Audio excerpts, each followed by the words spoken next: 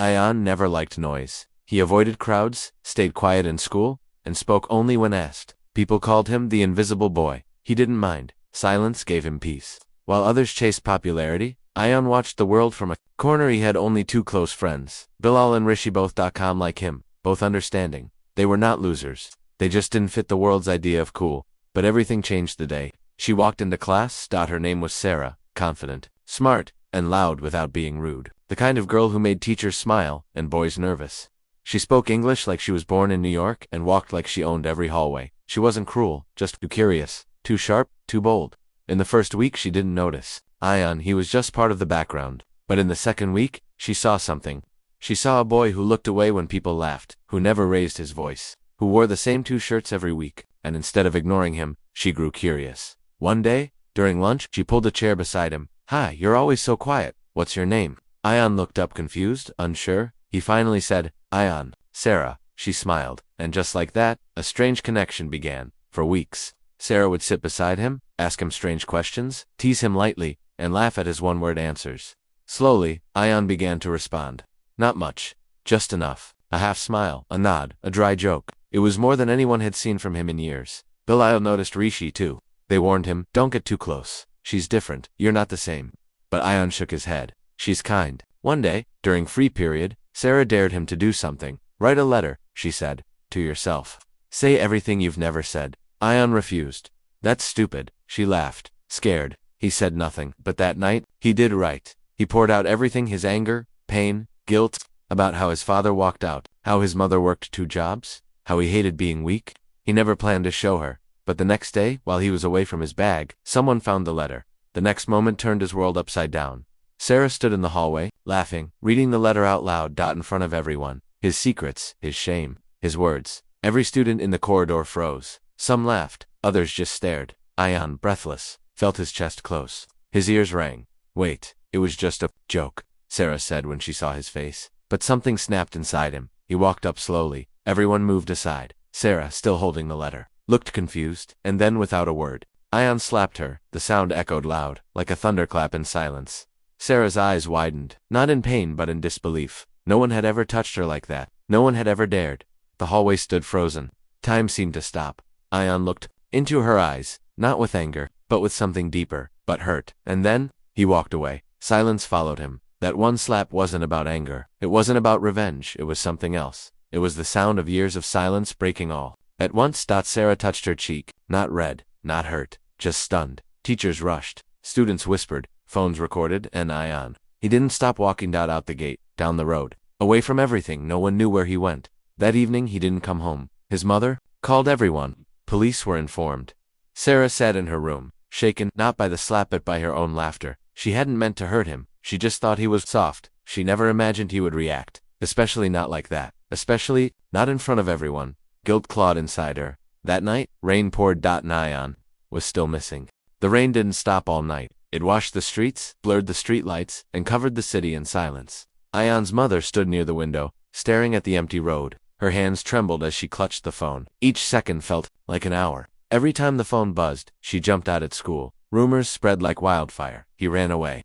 He hit a girl. He's done for. Maybe he did something worse. Sarah didn't speak. She sat alone, her friends whispering, but not knowing what to say. For once, the loudest girl in school had nothing to say. No jokes, no stories, just silence.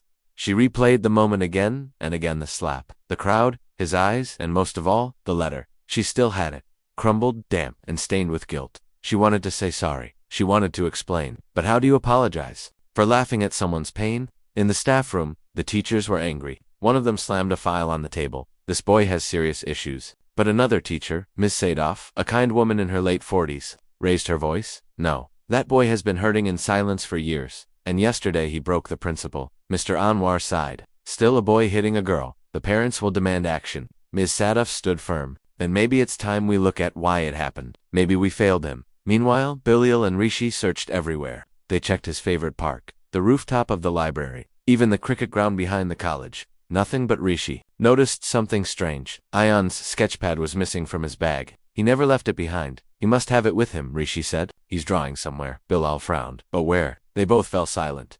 Then Rishi snapped his fingers. The old train station. It was abandoned years ago. Nobody went there, except Ayan. He once told them he liked the silence. There, the smell of rust and rain, the broken walls, a place where no one judged you, without wasting a second. They rushed through the rain. Meanwhile, Sarah couldn't sit still anymore. She read the letter again. I wish someone would hear me. Without laughing. I hide because I don't know how to fight back. My voice is small, but it's still there. Sarah's chest tightened. She grabbed her coat and ran outside. No umbrella, no plan, just one thought. I have to find him. At the train station, Bilal and Rishi finally found him, sitting on a cold bench, soaked in rain, sketchpad in hand. He was drawing a face, but it wasn't clear. Just half-drawn eyes. A smudge of tears, bro, Bilal said, breathless. Ayan didn't move. We've been looking everywhere, Rishi added. I needed air. Ayan said quietly. You scared us, Bilal snapped. Your mom's crying, the school's buzzing, and you're just here sketching. I didn't know where else to go, he whispered. Rishi sat beside him. Listen, you messed up, man. You hit someone. People saw. Phones were out. It's serious. I know, Ayan said. But she read the letter. Like it was a joke, like I was a joke. A long pause. Then Ayan looked up. Do you think I'm broken? Bilal shook his head. No, but you need help. They sat in silence. Then suddenly, footsteps echoed. It was Sarah, soaked, shivering, breathless. Ayan froze. She stopped a few feet away. I'm sorry, she said. No smile, no charm, just raw words. I thought you were quiet because you had nothing to say. I didn't know. You were carrying so much. He said nothing. She stepped forward. I didn't mean to read it. I just saw your name and got curious. Didn't think you laughed, Ayan said, voice shaking. I know, she whispered, and I'll never forgive myself for that. She held out the letter. Take it back. He didn't move. I read your pain out loud like it was a story. I was wrong. Her voice cracked. And if you hate me, I understand. If you never want to speak to me again, I'll walk away.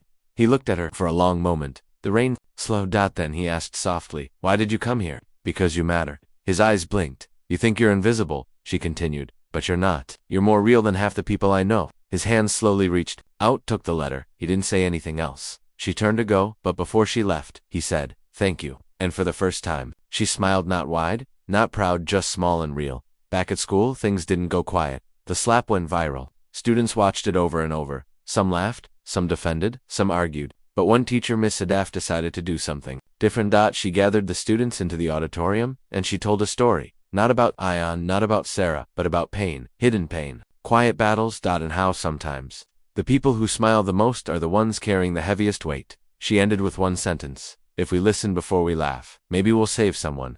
The room fell silent. Sarah and Ayan sat far apart, but both were listening.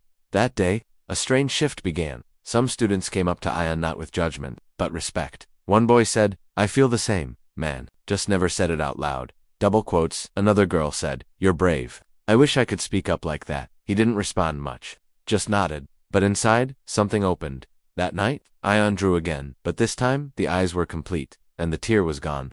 Ayan didn't return to college for 2 days. He told his mother he wasn't feeling well, and honestly, that wasn't a lie. He wasn't sick, but his heart was heavy, and his mind wouldn't stop spinning. Every time he closed his eyes, he saw Misha's hand slapping his cheek, and worse than the slap, he remembered her eyes. Not angry, not sorry, just ...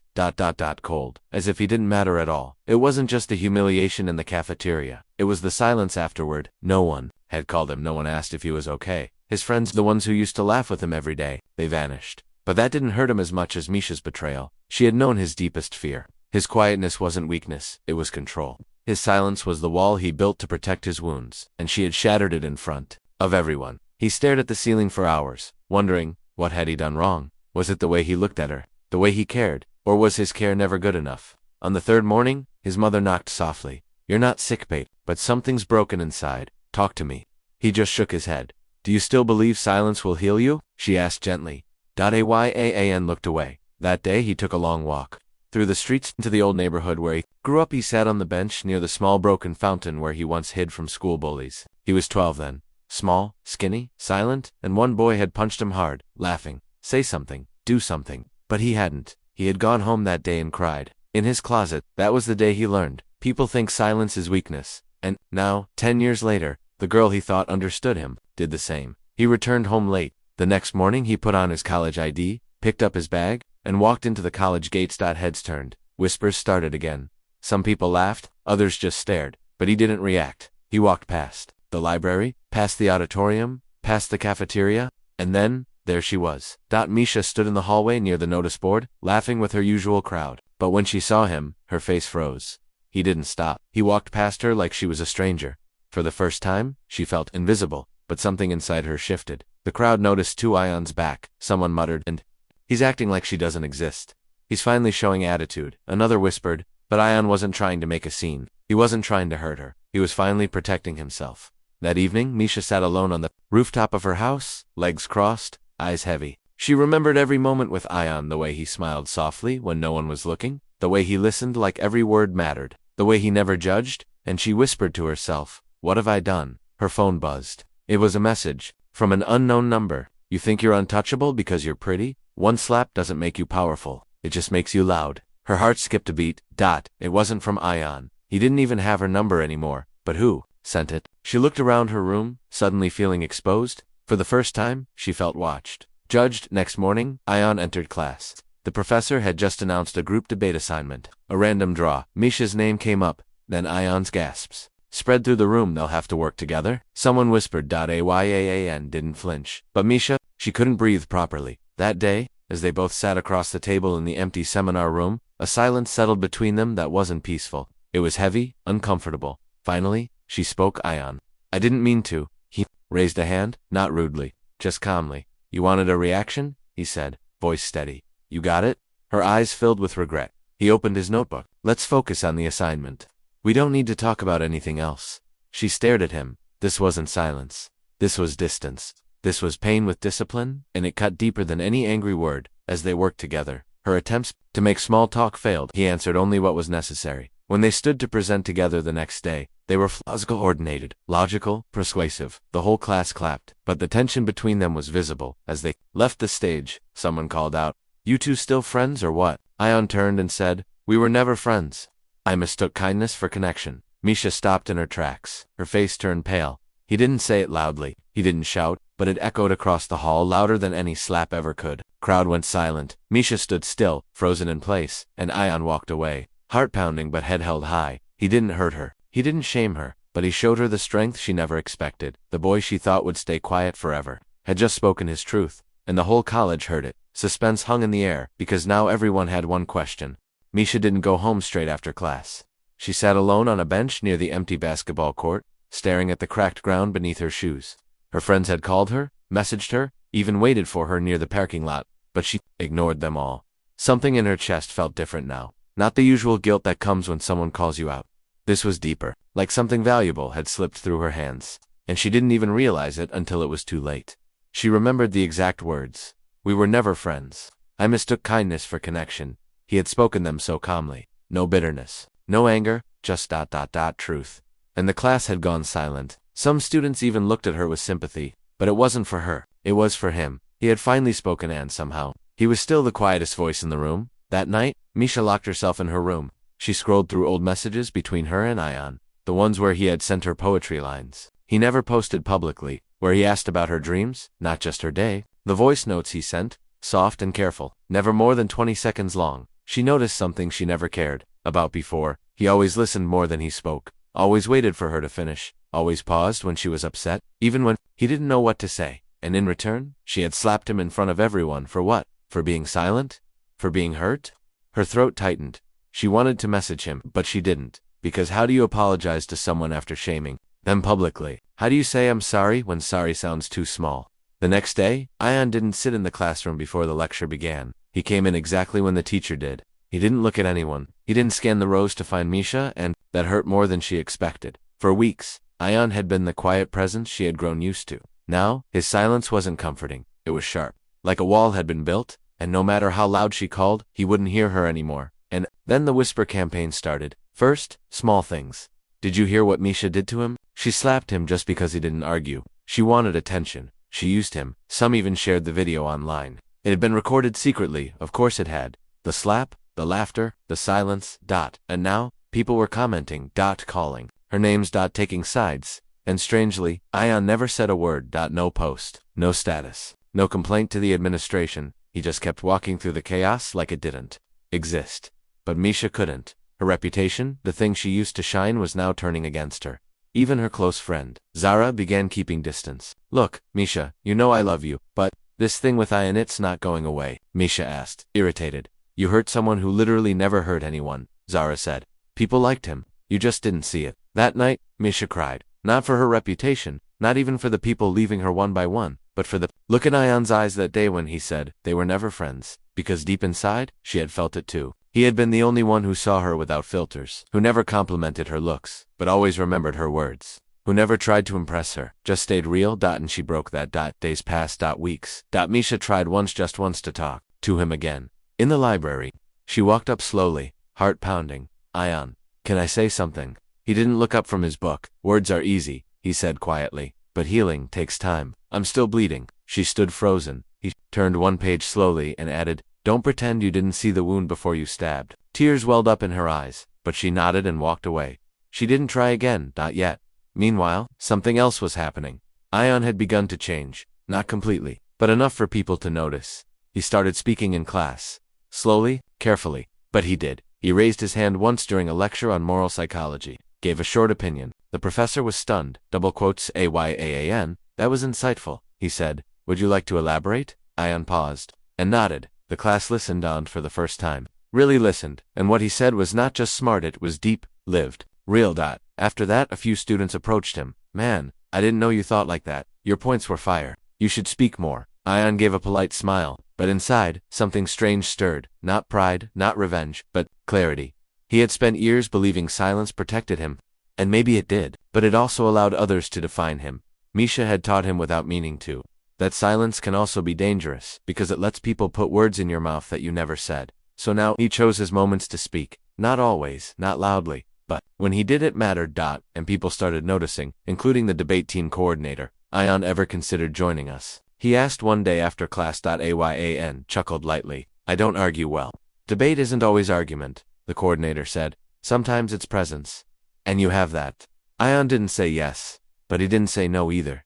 Later, that week, the student union announced nominations for the annual speech contest. To everyone's shock, Ion submitted his name and the title of his speech, The Weight of Silence. Misha saw the notice on the board. Her hands trembled. That was their phrase. Ion used to tell her that silence isn't empty, it's heavy. She felt like someone had placed a mirror in front of her, and it was showing a version of herself she didn't like. Later, she sat in her room, holding a pen but not writing, thinking, feeling, and then doing something she never imagined. She opened her laptop, typed slowly, and began writing an apology post. Not to get attention, not to clean her image, but because some truths deserve to be spoken, even if they arrive too late. I hurt someone who never raised his voice. I embarrassed someone who never asked for credit, and I tried to be powerful by silencing the quietest person in the room. I was wrong, publicly, deeply, and I may never be forgiven, but I want the truth to be known. The quiet ones are not weak. Sometimes, they carry storms within.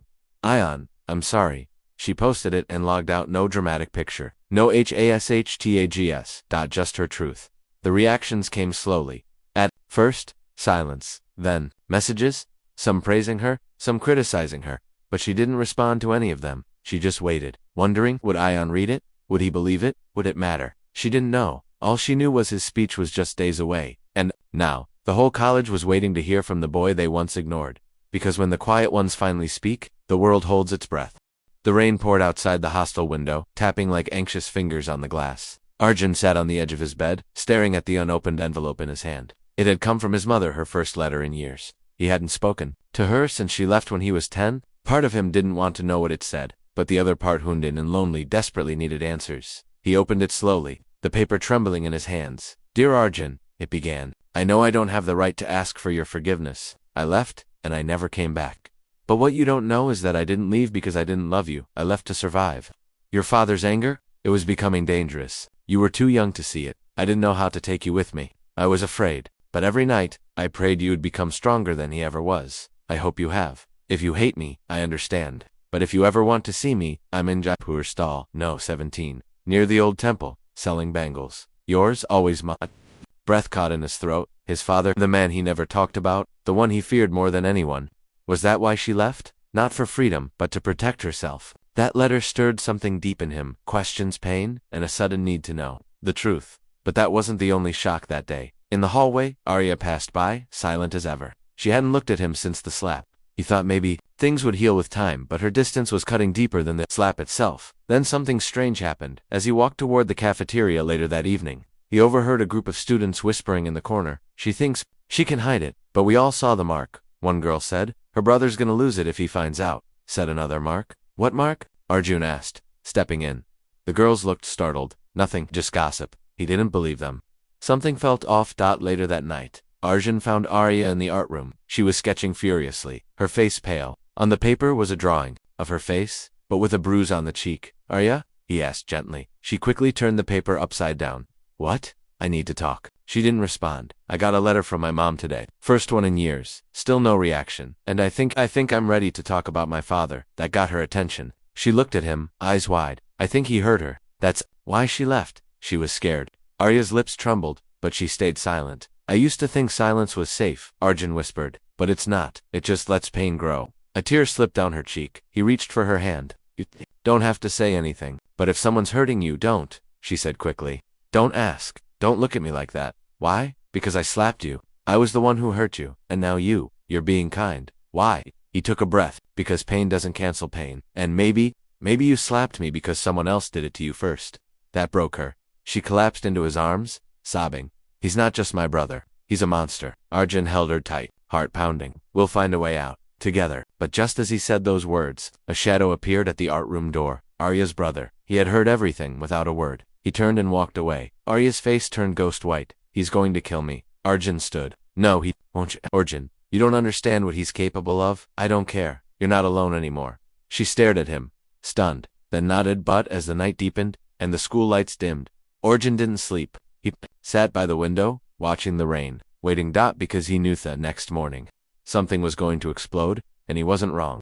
The morning came without sunlight. Thick gray clouds hung low, almost touching the rooftops of the hostel, and the entire school felt tense. Something was in the air, heavier than the storm outside. Arjun didn't need to guess. He knew Arjun's brother had heard everything last night, and now, silence would not protect anyone.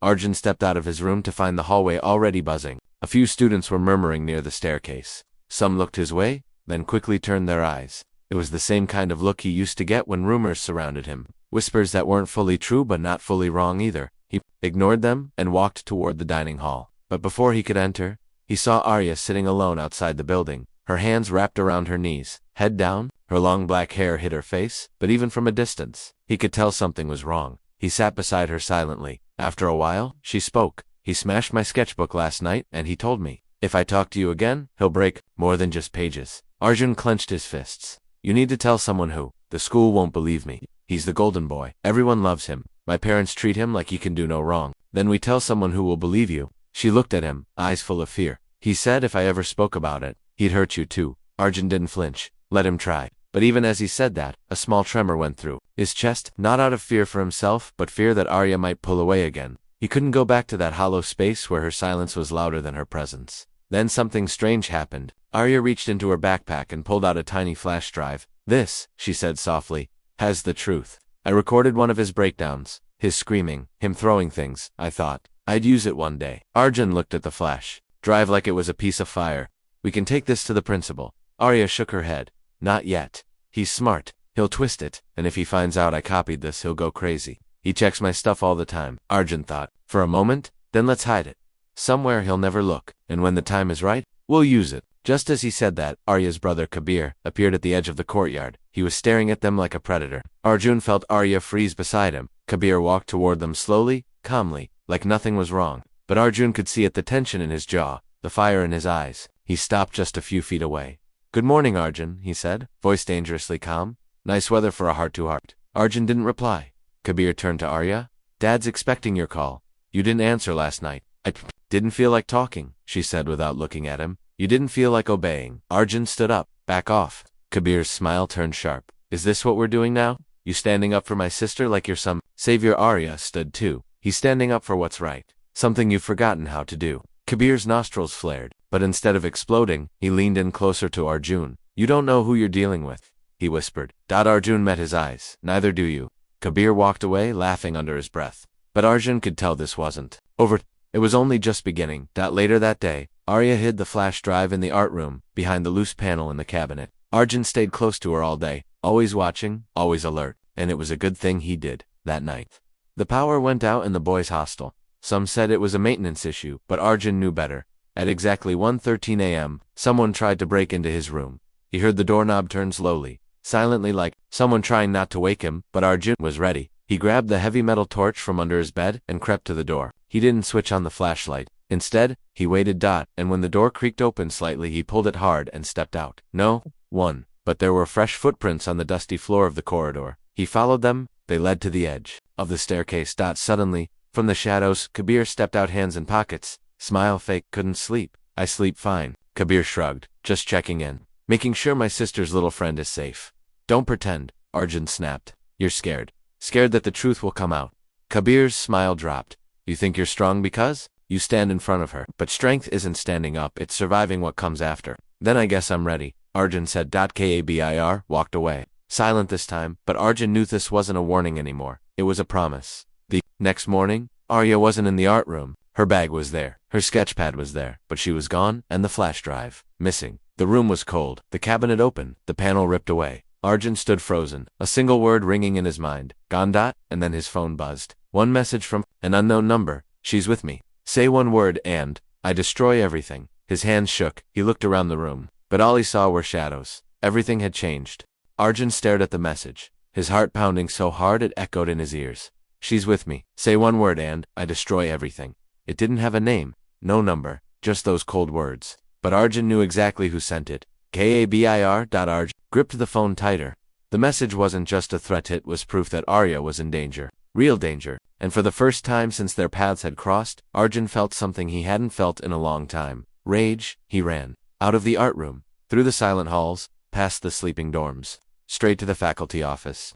But the doors were locked. Of course they were. It was barely 5 a.m. No one would be in the office for at least another 2 hours. Arjun slammed his fist against the glass window, frustration boiling in his blood. He paced outside like a trapped animal, replaying the message again and again. What did Kabir mean? Destroy everything? What was he planning to do to Arya? Arjun needed help. Someone who could open the office. Someone with authority. And then it hit him. Mr. Sinha, the night warden. He stayed in the east wing, just above the maintenance shed. Arjun took off, running across the empty lawn. The wind howled around him, and the clouds above began to rumble. A storm was coming, but it didn't matter, because one was already here. He banged on the door until the light flicked on inside. A moment later, the door opened, and Mr. Sinha stood there groggy-eyed and annoyed. Arjun, what on earth? It's urgent, Arjun said, breathless. It's about Arya. She's missing, and I think her brother took her. Mr. Sinha frowned. What are you saying? Arjun showed him the message. He sent this. He took the flash drive to. We need to tell the principal right now. Something shifted in Mr. Sinha's face.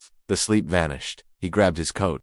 Come with me. Together, they marched toward the administration block. Mr. Sinha unlocked the doors and called the principal, even though it was barely morning. By 6 a.m., the principal, Mr. Mehra, was sitting at his desk, reading the message Arjun had received. This is serious, Mr. Mehra said, tapping the desk. We'll contact her parents. No, Arjun shouted. You don't understand. Her parents don't know. They don't believe she's in danger. If we call them, Kabir will twist the story. He always does. That's what she was afraid of. Mr. Mehra looked up slowly. Do you have any proof?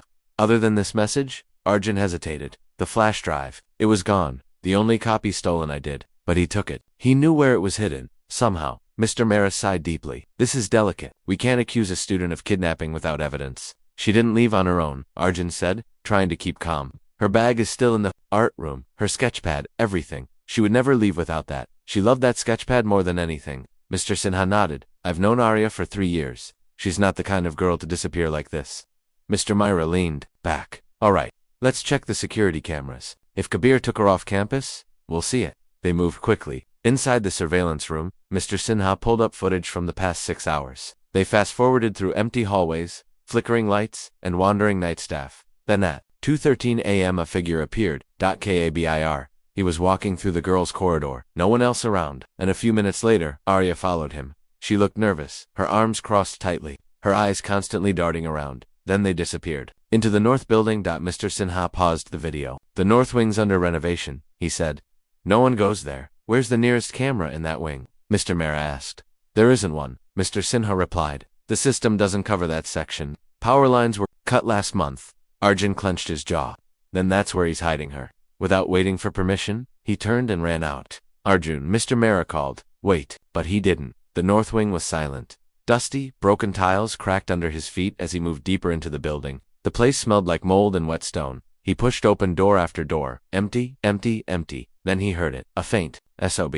He turned toward the sound, stepping into a dark corridor. He called. Silence. Then another sob. Louder, closer. He followed it to the last room at the end of the hall. The door was slightly open. Arjun pushed it wide, and there she was, sitting on the floor, her hands tied in front of her, duct tape over her mouth, tears in her eyes. Arya. He ran to her, ripping off the tape and untying the knots. She clung to him like she couldn't breathe. He took my phone, she whispered. He said he was taking me to talk, but then he locked the door, and he kept saying I ruined everything, that I betrayed him. Arjun held her close. You didn't. He did. They stood to leave, but Kabir was already in the doorway, clapping slowly. Well done, he said coldly. The hero arrives. And now what? Going to drag me to the principal. You locked your own sister in a storage room, Arjun said. You think anyone will believe you now? Kabir laughed. Please, I'm the perfect student, captain of the football team, straight A's. Teachers adore me. And you're the guy who broke school rules a dozen times. Always angry, always suspicious. Let's see who they believe. Arya stepped forward. They'll believe me. Kabir turned to her, eyes burning. You think I won't destroy you too? Arjun moved between them, Trisinli behind. Kabir. Two men appeared. Mr. Mehra and Mr. Sinha. Both had heard everything. Kabir's face strained of color. Get away from her, Mr. Mehra said. Kabir didn't move. He just stood there, caught in the act. You're done? Mr. Sinha added. Don't say a word, just walk. Kabir was suspended on the spot. Police were called. Arya's parents were informed, but not by Kabir. This time, they had no choice but to listen. That night, Arya sat in the garden with Arjun. The sky had cleared. The stars finally visible. I don't know what's going to happen next, she whispered. You don't have to, he replied. You're not alone anymore. She looked at him with tired but grateful eyes. I thought I had to carry it all alone, she said. But you never gave up. Arjun smiled faintly. You did the same for me once. They didn't say anything after that. Sometimes, silence says everything. The sky was gray, like it was holding back tears, just like Arav had been doing for the last few days. His eyes stared out of the hospital window, watching people move on with their lives, while his felt stuck in one moment that slap. The moment that changed everything. Across the room, Anya sat silently in a chair, her hands clenched together. Her once confident posture was now slouched. Her voice, once loud and sarcastic, had turned quiet and uncertain. She hadn't spoken much since that night when she finally admitted something neither of them saw coming. I didn't mean for it to get that far, she whispered. Arav didn't look at her. He didn't need to. Her voice trembled with guilt. But the pain inside him wasn't just about what happened between them. It was about everything before that. The humiliation, the silence, the emotional games. And now, the fear of what might come next. Back at school, rumors had grown like wildfire. Students whispered in hallways. Some defended Arav, others doubted the story. Teachers remained silent, unsure what to say. But there was one voice that refused to stay quiet. Mira had seen enough. She had seen how Anya manipulated people, how Arav's confidence shrank day by day. She had tried warning him, but he was in too deep. Now, she was determined to do something. I'm going to talk to the principal, she told Arav during a quiet visit to the hospital. He shook his head, afraid. It'll just make things worse. She knows how to twist the truth. Mira placed her hand on his Bennett's. Then it's time someone learns how to untwist it.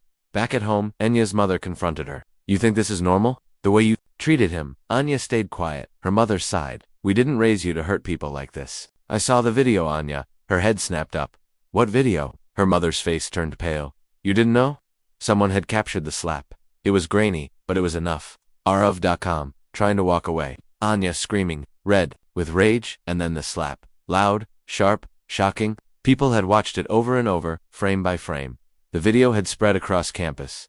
Across social media, it was being talked about everywhere. And for once, Anya was no longer in control. The turning point came during a school assembly. The principal stood at the podium, face firm, voice steady. We have seen and received serious allegations regarding one of our students being physically assaulted on school grounds. Violence is unacceptable, and silence is not strength. Whispers filled the room. All eyes turned to Arav, sitting quietly in the back, his bandage still fresh. And to Arav, the principal continued, we want to say we hear you, and we're sorry we didn't listen sooner. Gasps filled the hall. Anya froze in her seat. She wasn't expecting this. Not from the school. Not so soon. The suspense grew when the principal announced an official hearing. A disciplinary board would investigate everything. Teachers, students, even staff would testify. And if proven, Anya could be suspended or worse, expelled.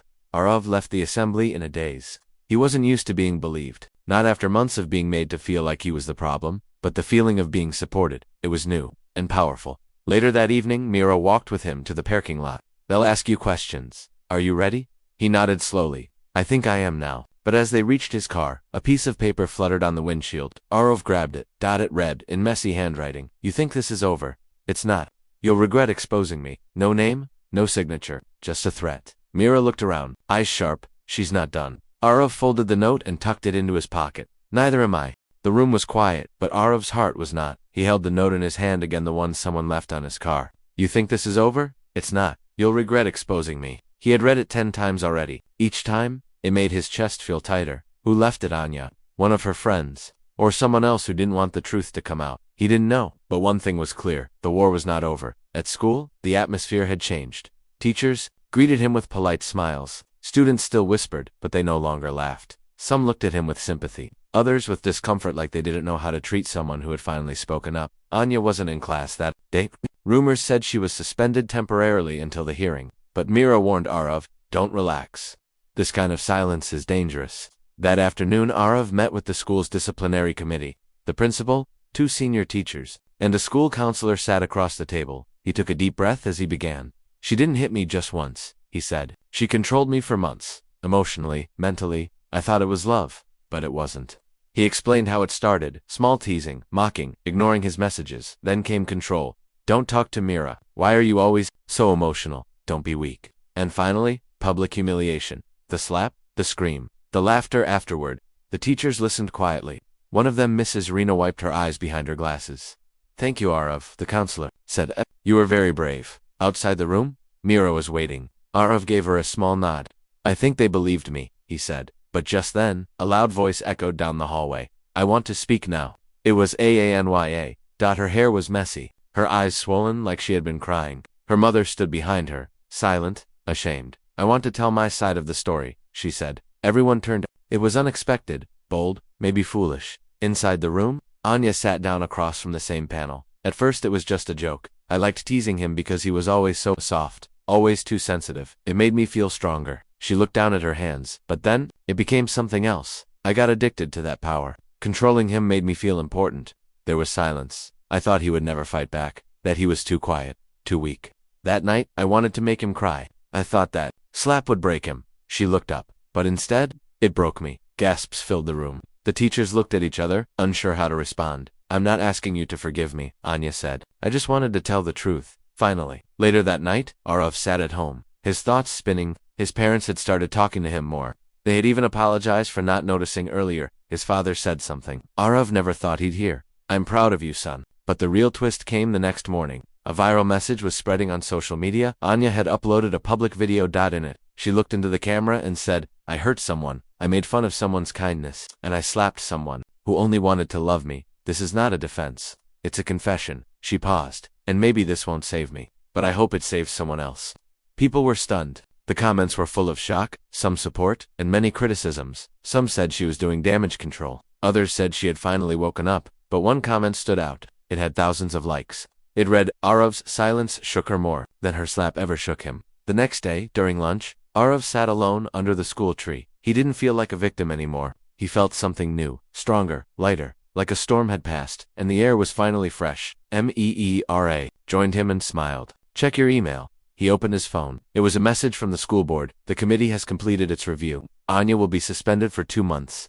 Mandatory counseling required. She will be allowed to return only if she completes the program and shows improvement. Arav exhaled slowly. It was justice, not revenge. And that made it feel right. But just when he thought the story was ending, a new message popped up. It was from an unknown number. It had one line. You're not the only one she hurt. He showed it to Mira. What does that mean? He asked. Mira looked at him, her face suddenly pale. I think it means this story isn't just yours. That evening, Arav couldn't focus on anything. His phone buzzed again, another unknown number. This time, it was a voice message. It was a girl's voice. Soft, nervous, breaking in the middle of her words. I saw your story. I wanted to speak up earlier, but I was afraid Anya did the same thing to me. Not in public, not with a slap, but emotionally. She played with me, used my secrets against me. And when I finally stood up, she humiliated me in front of others. I left the school last year. You're not alone, Arav. You never were. The message ended. Arav's hands trembled. All this time, he thought he was the only one. But now he knew Anya had left more scars than anyone realized. Mira and Arav met in the school library the next day. He played her the message. Do you know who this is? Mira asked. Arav shook his head. No name, just this voice. They listened again. Mira leaned in, eyes narrowing. She said she left last year. That gives us something.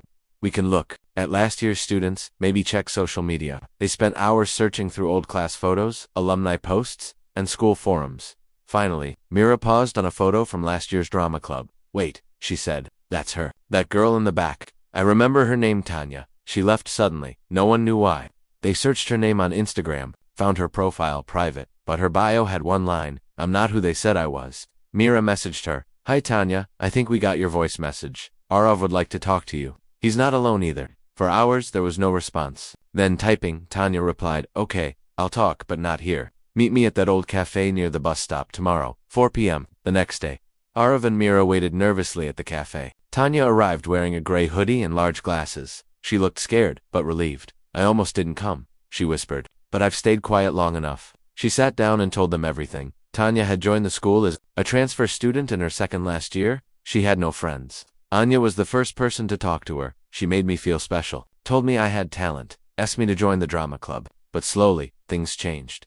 Anya started asking questions about her past, her family, her mental health. She used those things against me, said if I didn't do what she asked, she'd make sure everyone saw me as unstable. She was forced to lie for Anya, hide her cheating in tests, even fake a crush on a boy to embarrass another girl. And when I finally refused, she spread rumors that I had breakdowns, that I needed help. My parents pulled me out of school. Tanya looked down. I thought I was weak. But when I saw your video, Arav, I realized I wasn't crazy. Arav felt a lump in his throat. He reached across the table and gently touched her hand. You weren't. None of this was your fault.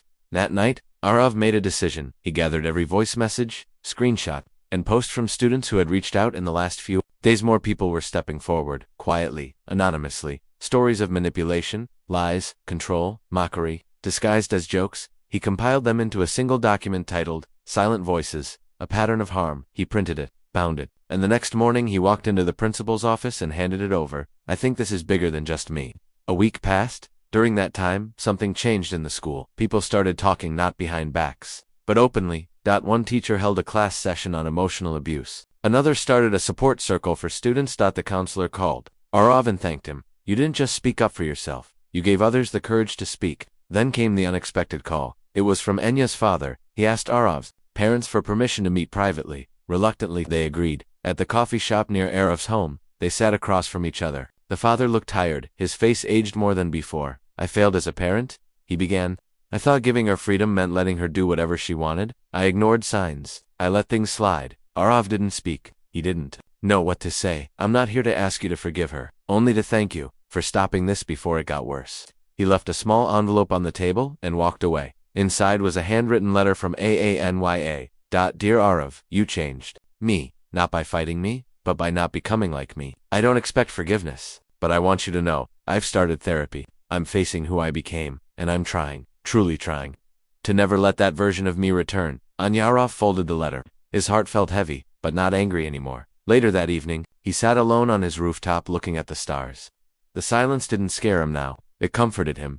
He pulled out his notebook, wrote down 5 words. What you allow will continue, and then a 6th, until someone says, enough. But, just as peace seemed near, a news article popped up on Mira's phone. She called Arav immediately. You need to see this. The headline read, Elite Coaching Institute under scrutiny after students speak out about toxic culture. Enya's name wasn't mentioned, but one of the victims quoted was Tanya. The story was spreading. This wasn't just a school issue. It was happening in coaching centers, tuitions, drama clubs, everywhere. Young people trusted someone, and that trust was broken. Arav leaned back and whispered, this is just the beginning. Maya sat in the courtroom, eyes fixed on the man who once promised to protect her. Daniel looked tired, not because of guilt but because he was losing control. The tables had turned, and now, the truth had started to speak louder than any lie he had ever told. 2 weeks ago, Maya had walked out of the house with nothing but her phone and the clothes she wore. Today, she walked into court with evidence, a USB drive, a voice, recording photos, and something stronger, her voice. The lawyer stood and called her to the witness stand. The courtroom was quiet. Even Daniel looked nervous. For the first time, his smirk was gone. He whispered something to his lawyer, who gave him a weak nod. Maya took a deep breath. Her hands were shaking slightly, but her eyes steady. She began with the night it all started. He didn't scream at first. He smiled, then said, You're lucky I even look at you. That's when I realized I wasn't his partner. I was his prisoner. Gasps echoed in the courtroom. The judge didn't stop her. She continued. He told me no one would believe me. So, I recorded everything. I stayed quiet to survive. The lawyer asked if she had the proof. Maya nodded and handed the USB to the bailiff. A large screen lit up behind her. A voice recording played. Maya, why are you locking the door? Daniel, because if you leave, I'll make sure you regret it. You're nothing without me. The courtroom froze. Daniel's lawyer stood, objecting, shouting about privacy, legality. The judge held up a hand. Let it play. For 3 minutes, the room listened to words that broke Maya down for years. But now, they were her weapon. The same words Daniel once used to silence her were now the proof of his guilt. Daniel's hands clenched. His jaw tightened. He didn't look at Maya anymore. He looked at the jury, at the cameras, at the reporters sitting with their notepads, halfway down. Maya stepped down from the stand. As she passed Daniel, he muttered under his breath, "You think this will save you?" She didn't stop, didn't flinch. She whispered back, "I already saved myself." Outside the courtroom, a crowd had gathered, activists, friends, strangers who read her story online. The video clip from the courtroom had already gone viral. Thousands were watching live streams. Millions were reading her name. But Maya didn't want fame. She wanted peace. Back in the courtroom, Daniel's lawyer asked for a recess. The judge denied it. "You had time," he said. "Now, we finish what we started." Suddenly, Daniel stood up. "Enough. You want the truth? Fine. She drove me crazy. She made me hit her. She pushed me to it." His voice echoed like a gunshot. Judge slammed the gavel. The jury looked stunned. Maya didn't need to say anything. Daniel had just confessed. It wasn't the slap that changed everything, it was the silence that followed it. The silence Maya filled with courage. As the guards moved to take Daniel into custody, something happened. A woman from the audience stood up, Daniel's mother. She stared at her son. Tears filled her eyes. "I warned you," she said. "Your father did the same. I never thought you'd become him." That moment shattered something inside Daniel. His shoulders dropped. His face lost all color. His mother walked out of the courtroom without another word. Maya sat down beside her lawyer. "It's done," she whispered, but it wasn't fully done. Outside, a young girl waited. Her name was Noor, 14. She had seen Maya's interview online. Her mother had been suffering too. No ran up to Maya. "You saved my mom," she said. "She left him today, because of you." Maya bent down, hugged her tight, and cried. The court's decision would come the next morning. But for Maya, the real victory had already happened. Still, one question remained. Would the system protect her now, or fail her again? Suspense ending. That night, Maya received a message from an unknown number. Just 2 words, "Not over." Her hands froze. The trial had shaken the world, but was the real storm still ahead? The message on Maya's phone kept flashing. Just 2 chilling words. "Not over." She stared at it, heart pounding. No name, no number, just fear creeping back in. She showed it to her lawyer the next morning. Could it be Daniel? She asked. "He's in custody, no phone, but someone could be doing this for him." Her lawyer replied, jaw tight. The courtroom was full again. Reporters sat on the edge of their seats. The judge entered with a heavy silence behind him. Today was Judgment Day. Daniel was brought in, handcuffed. His face looked pale, but his eyes still had the same fire. He scanned the room, then he saw Maya. She didn't look away. The judge began reading the decision. After careful review of all evidence, including voice recordings, witness statements, and the defendant's own outburst in court, the room leaned forward. This court finds the defendant, Daniel Reed, guilty of emotional, verbal, and physical abuse. Sentenced to 6 years in prison, no parole for the first 3. There was a collective gasp. Some sighed, some cried. Daniel shouted, "This is a joke. I made her. She was nothing before me." The guards held him back as the judge slammed the gavel. "Remove him from this courtroom immediately." Maya stood still, not in fear, but in freedom. She walked out into the sunlight. A wave of cheers met her. Cameras, mics, reporters, but all she wanted was a quiet place to breathe. She got into her car with her friend Lena and drove straight to her mother's old cabin by the lake. Somewhere Daniel had never been. Somewhere she could think. For the first time in years, she dipped her feet in the cold water and felt peace. But that peace didn't last long. That night, the power went out. Lena checked the fuse box. "Probably just old wiring," she said, lighting a candle. Maya's phone buzzed again. This time, a video. Her house. Her old one, the front door open. Someone recording from outside, a shadow standing near the mailbox. Her hands shook. "Who is this?" Then a message followed. "You destroyed him. Now it's your turn." She dropped the phone. "Lena, we need to leave," she whispered. They packed quickly. But as they stepped out, the headlights of a car flashed in the distance. Someone was parked on the road, watching. Lena drove fast, back to the city, straight to the police. But the officer frowned. "The number's untraceable.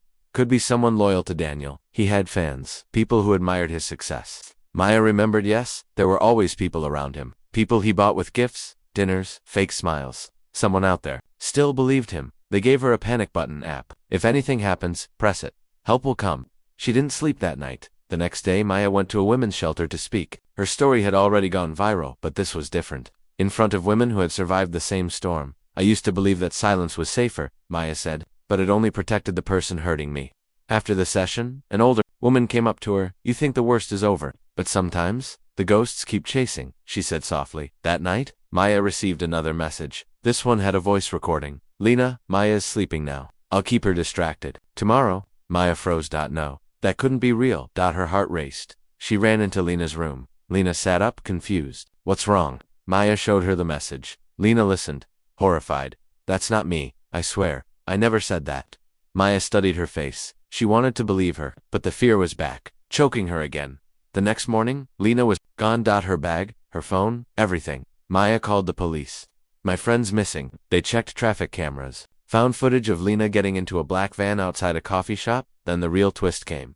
The police ran the plates. The van belonged to Ponyo's old company, but he was in prison. How is this happening? Maya asked, tears in her eyes. The officer said, sometimes monsters leave behind shadows. Maya didn't go home that night. She stayed in a safe house. The city watched her story unfold live now. The media named it the echo of abuse. And then came the most unexpected turn. Daniel requested an emergency hearing from prison. The court approved it. Maya was called in. When she entered, Daniel was there, in a glass box, looking thinner, but still dangerous. He smirked. I never said it was me, he said calmly. But I inspired someone.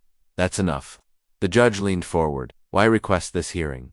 Daniel laughed. Just wanted to see her face one more time before everything falls apart. Maya clenched her fists. She walked up to the glass and said, you can trap my body, but never my voice again. He laughed harder. We'll see. Later that night, a box was found outside the safe house. Inside was a phone, a note taped to it. Press play.